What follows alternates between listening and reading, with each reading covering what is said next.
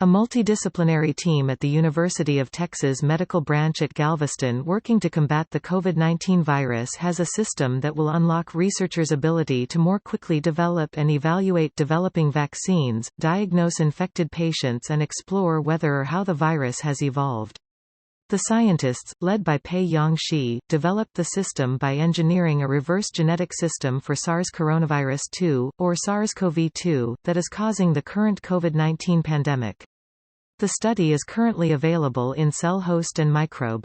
A reverse genetic system is one of the most useful tools for studying and combating viruses. The system allows researchers to make the virus in the lab and manipulate it in a petri dish. Using this system, the UTMB team has engineered a version of the SARS-CoV-2 virus that is labeled with neon green.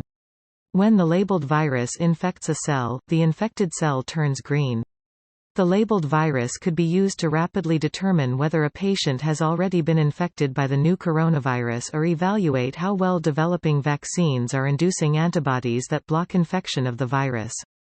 The level of antibodies induced by a vaccine is the most important parameter in predicting how well a vaccine works, said Shi, I.H. Kempner Professor of Human Genetics at UTMB.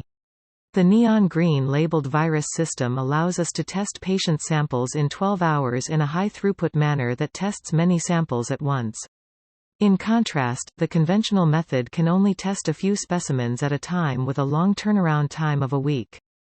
This technology can significantly reduce how long it takes to evaluate developing vaccines and ultimately bring them to the market, said Zuping Xie, the UTMB research scientist who designed and developed the genetic system.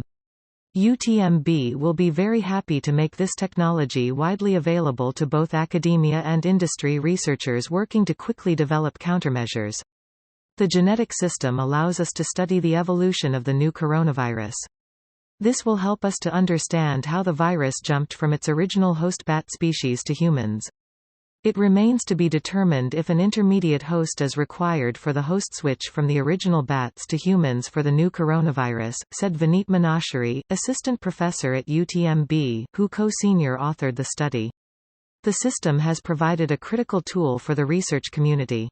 This is another example of team science at UTMB, said Dr. Ben Raymer, president ad interim of UTMB.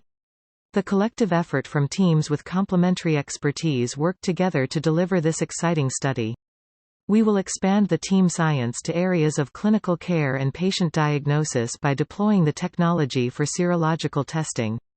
She said, "This will not be the last emerging virus that plagues humanity. In the past 2 decades, we've seen other coronaviruses like SARS and MERS, as well as other viruses like Zika, Ebola and others. It's critically important to have a system that can be used for any new future or re-emerging viruses so that we can very quickly respond to the pathogens and protect people's health."